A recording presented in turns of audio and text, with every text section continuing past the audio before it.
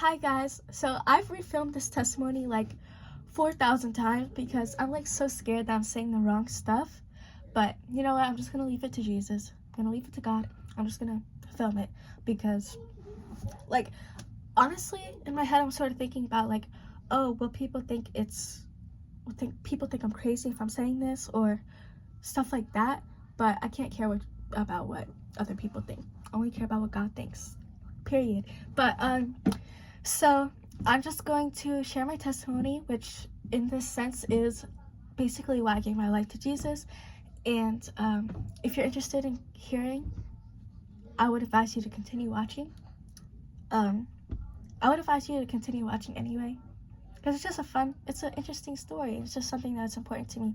If you care about me, please watch this video. No, I'm just kidding. Just watch the video. Respectfully. Okay, so I've only shared my testimony with like one person besides my family.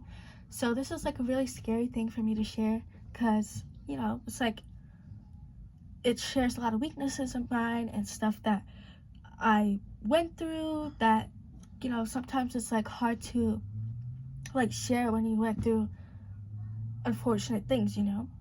So basically, before I gave my life to Jesus, I was like more materialistic. Like I like dressed up for like, I don't know how to explain it. Like I did dress up for myself, but like I also was like thinking about like men's attention and stuff when I was dressing up. But I feel like I was never dressing revealingly though. Maybe because of the way I grew up. Like my parents were like buying my clothes. I don't really know. Like I was dressing for boys, but not in the sense where I was dressing like revealingly, I think.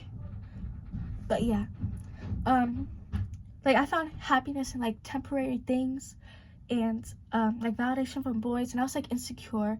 Like I was like, oh my gosh, I needed to fix every single flaw that I had in me.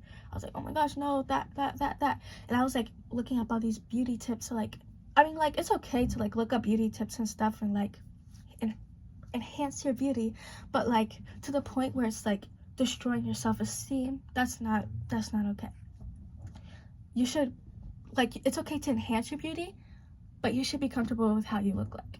And that wasn't something that I was sometimes. So yeah, I like placed value in how I looked when value should be. But you know, I still struggle with some of those stuff sometimes, and that's perfectly okay. It's like a human thing, and you know, always striving to be better. So at that time before I gave my life to Jesus, I was very like surface level, basically non-existent relationship with God. And you know, I was still young. I mean, it was just last year. I was like 14. Right now I'm 16. 14 to 15. I don't know. But I think like 15, early 15. I don't know. But you know, like it just all the years before that actually. So just before I gave my life to Jesus, I just, you know, I didn't pray to him. I didn't really go to church. I didn't really have a relationship with him. I just believed that he was real. And yeah, like I always like didn't curse for some reason. Like I basically never cursed when I was a kid. So I was like, you know, cursing is a sin. And if I already don't curse, I should just not curse, because if I start cursing, it's just going to turn into a habit. So my whole life I just haven't cursed because I knew that if I started to do it, it would just become a habit, and I was already being so good with that cursing. It's like, well, yay. So I was still like not sinning in some ways before, but I was still sinning more than I was before I gave my life to Jesus. But I was still not sinning in some ways, even though I wasn't really in a relationship with Jesus. If that makes sense. But yeah, so I was never as close to God as I am now, and I didn't really care to get closer to him, unfortunately. So that wasn't until like early to mid last year. Every day I was like depressed. I was like, oh my gosh, what's the meaning of life? Like, that was a constant thought every day, and I was telling my mom, I was like, oh my gosh, this thought won't get outside of my head. It was like, it was scary to me. Like, it had never happened to me before where I felt that depressed. And now that I look back on it, I really think that was God. I think that was Jesus saving me in a way, and just hear me out. So yeah, everything I did was unexciting. Like, activities that I thought were fun before, I thought were not fun. It was just me being depressed in general. And like, I had the idea, like, oh, was God real or not? Like, I was scrolling through TikTok, and I was getting like these Christian TikToks, and then I was getting these TikToks about demonic stuff that are happening, and I was like, wait, is God real? Because, like, even though I sort of already thought God was real, it was making me question it more in a way.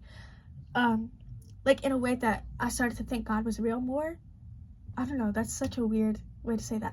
But because I was like there's so many demonic stuff happening, and I was trying to justify it, like, maybe it's just because of that, but I could never justify it. Like, I could, and I was like, dang, like, if the devil is real, then Jesus is real. But that wasn't like the point where I turned my life to Jesus, so keep listening. So yeah, it was just a constant thought in my head, and it was just making me depressed that I couldn't find a direction, and I was like trying to suppress my thoughts of thinking God was real and stuff like that, and I was just getting so confused and depressed. And I was like, you know what, I want to talk to therapists, because these depression thoughts are not okay. Like, 9th grade, this was in my 9th grade year. 9th grade was my worst year, and it probably would have been way better if I wasn't depressed. But yeah, so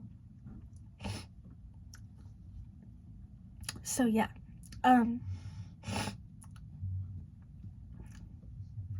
so although this seems horrible, which it was like the storm before the rainbow, because if this didn't happen, I wouldn't have given my life to Jesus.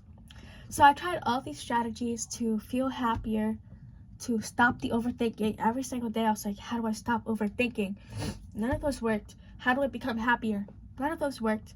Like, yeah, some of those stuff, like, you can implement in your life, but none of those stuff could have helped me as a main source of stopping my overthinking and being happier. The only main source of my happiness and peace came from the Lord, came from Jesus. So I decided to speak to a therapist sent by God, because, you know, God can speak to you through, like, doctors, mentors, therapists. And they asked me, like, what's your religion, what's your faith? And I was like, like, I did not know what to. I was like, I don't know, like, my family's not really religious, but, like, I grew up a little Christian, like, with my grandma and stuff. And, you know, she encouraged me to lean into my faith and, like, figure out what it was, you know. And side note, what was I gonna say? Like, I just want you to know, like, some of your sources of happiness, like your friends and your family and stuff like that, like, I feel like those all, like, I feel like they all lead back to God, because God implements people into your life to uplift and for you guys to support each other. So, like, I think, like some of those happiness tips, like, they all, like, correlate back to God, if that makes sense. But yeah, like, talking to your friends, talking to your family, and those are such beautiful things to do, as well. Yeah. So at the same time I was talking to my therapist, or, like, around the same time, at the same time, a Christian friend of mine was suggesting that I go to church, and I was kind of hesitant at first. I was like, church? Really? I was like that at first, but then I grew to love church. Like, I want to keep going every single day. But at first I was like, I don't really want to go. It's like an hour, 2 hours long, way too long for me. But no, now I would spend the whole day if I could. Actually, let me take that back. That's a lie. I would spend a lot of time at church if I could, because I just love worshiping the Lord. But yeah. So at first I was, like, hesitant, but now I love it.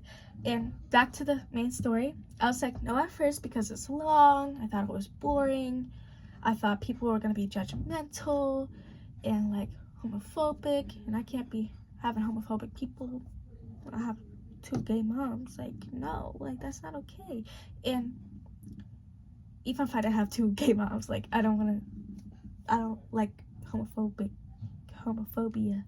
So anyways, like, all those discriminatory things, I was like hesitant to go. But taking that first step of going to church was the best decision I've ever made.